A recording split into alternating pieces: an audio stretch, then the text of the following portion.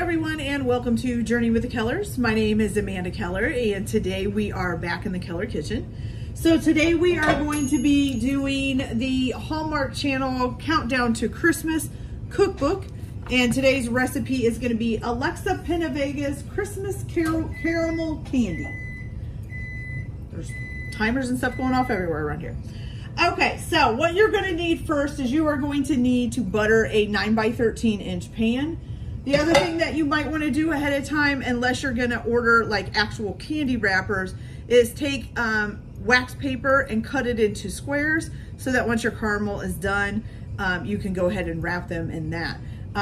This does say this makes about 4 dozen candy, so you would need around 50, close to 50 candy wrappers, okay?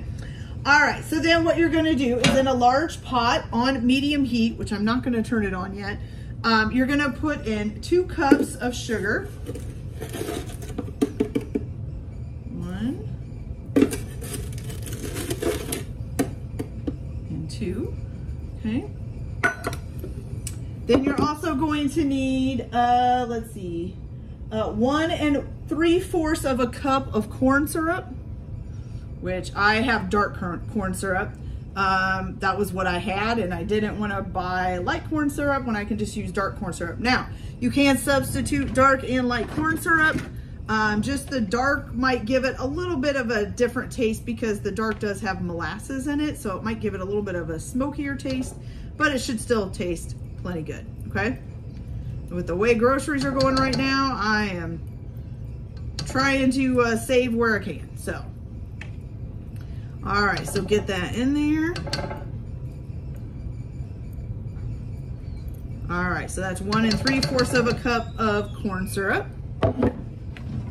Okay, and then you're gonna do, you need a 1/2 cup of whipping cream and a 1/2 cup of half and half, but all together, you're gonna need 1 cup of whipping cream and 1 cup of half and half. Now, I just took them and put them together in 1 measuring cup.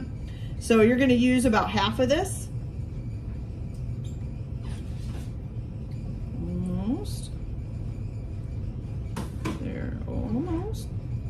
There we go, okay? So use about you need a 1/2 cup of whipping cream and a 1/2 cup of half and half, okay? Now I'm gonna go ahead and turn this on to medium heat. Okay, then also the last thing that you are going to add is 1 cup of butter, which is 2 sticks, if you're using sticks.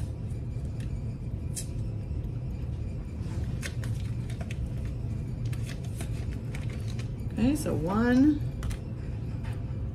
and 2. Okay, so now you're just gonna combine this all together.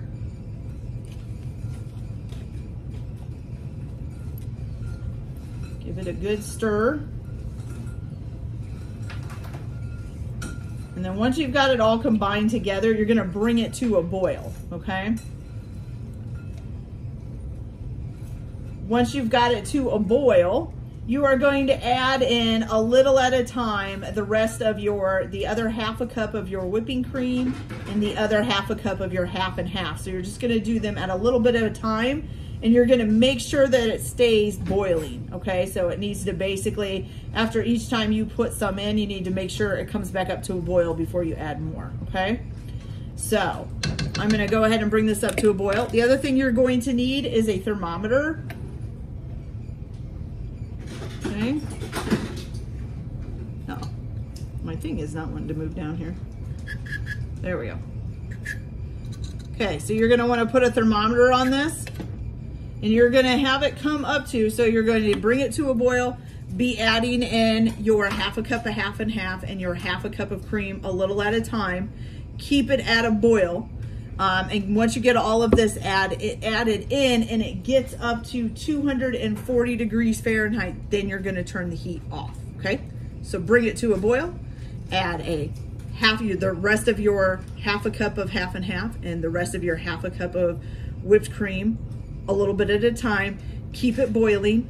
Then once you get all of that in and it reaches 240 degrees, then you're gonna shut the heat off, and then I will come back and show you what we're gonna do from there, okay? So I'll be back in just a minute. Okay, you guys, so mine is at 240 degrees. So this is what it looks like. And as it's bubbling, it does kind of get stuck like around the 200 degree temperature and kind of stays in the 200 to 225 for a while as it thickens up, and then it'll kind of start moving up to the 240 range. So it does take a little bit of time. Okay, so once you've got it up to 240, what you're going to do is shut off the heat and then add in 1 teaspoon of vanilla, okay? You add that in there. Woo, sizzle. And then you're gonna stir that in.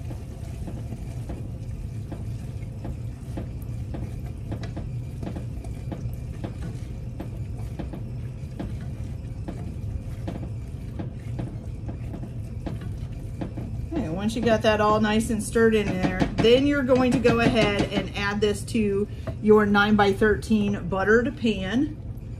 Okay. So we're just going to pick this up and we're going to dump that in there. I really hope this is going to work, you guys. I do not have much luck with candy for some reason. It looks pretty good. It looks like caramel, so that's good.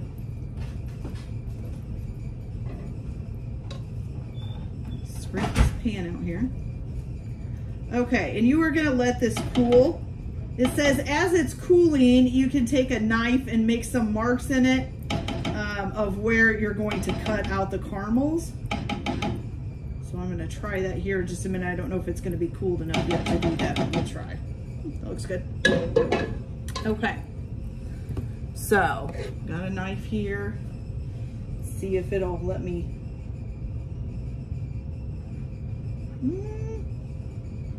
Not really. It's a little bit too liquidy yet, I think.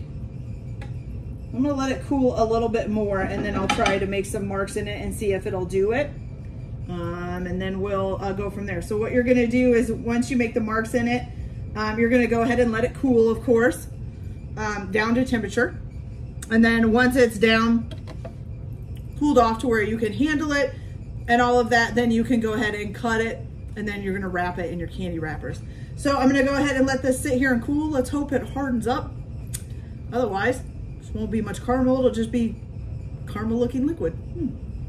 All right, you guys, so I will be back once this is cooled off, and we'll wrap a couple pieces and try it and see how it tastes. Hopefully it'll turn out right. All right, I'll be back, you guys. So my caramels are done.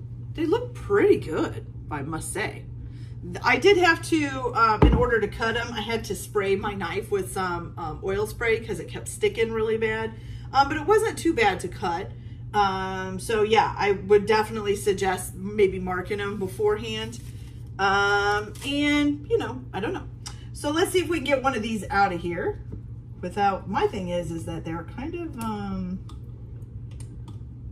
still sticking even with the butter and stuff, but I think once you get one out, the rest will be easier. And yeah, I didn't get that one cut all the way through either. We'll try to form that into a caramel here. There we go. That's a little better. So there it is, you guys. They look pretty good, actually. I think they're gonna taste good too. Of course, if I don't drop it on the floor, that helps. Okay, so we're gonna throw that one away.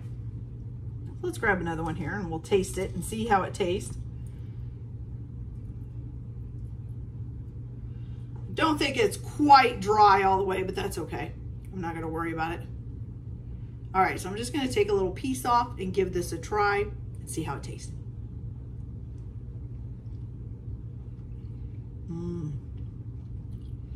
Tastes like the soft, chewy caramels that you get.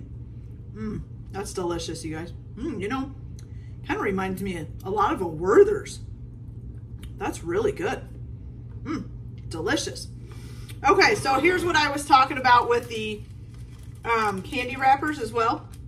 So I just cut out some wax paper. You can just set it in the middle of it. I don't know if this one is big enough. And then, you know, fold it over top and bottom like so. So it's covering it up. And then just twist your ends. And then you've got a nice little wrapped caramel. See? Easy peasy, guys. Okay, so that's awesome. So now I just got, I don't know, a whole bunch more to go and get them all wrapped up. And that'll be it. These will be done. Okay, you guys, so I hope you like this video. Like and subscribe if you like, or don't if you don't. Everyone have a good day. Enjoy your cooking.